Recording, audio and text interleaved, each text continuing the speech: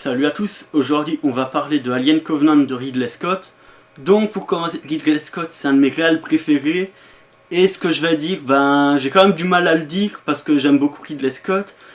Mais Prometheus, oui non voilà, c'est déjà ça le problème, c'est que ils ont pris en compte les défauts de Prometheus, mais Alien Covenant a toujours d'autres défauts.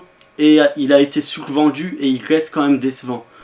Donc en fait, Ridley Scott nous avait dit que ce serait l'opus le plus effrayant de la saga, qu'il avait vraiment pris en compte tout ce qu'on reprochait à son Prometheus. Au final, le film fait peur, mais c'est de loin pas le plus flippant de la saga, comme il nous l'avait dit. Donc, premier défaut du film, comme Prometheus, il va nous faire répondre à quelques questions, mais ça traîne en longueur, tout ça pour faire plus de films. Donc évidemment, maintenant on a la réponse, comment l'alien a été créé. On va pas dire, c'est pas insatisfaisant, mais voilà, c'est une des seules réponses qu'apporte le film. Ça donne plus l'impression de suivre une mini-série, quoi. Ensuite, sans spoiler, il y a ce qui est un genre de twist, et on le voit venir à des kilomètres, mais en même temps on le voit venir parce qu'on a envie que ça se passe pour que l'histoire avance.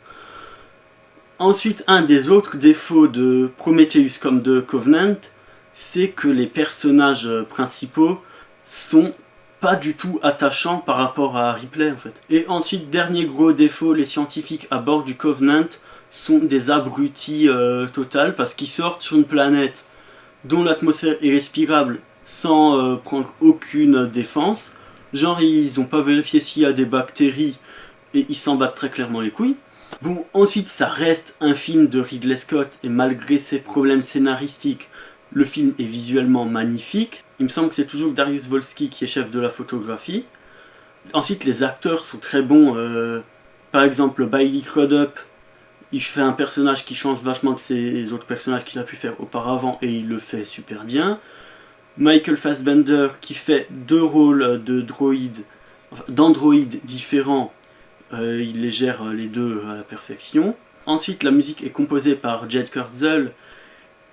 Et là, c'est un petit peu décevant parce que la moitié du temps, c'est soit une réorchestration du thème de Prometheus, soit une réorchestration du thème d'Alien.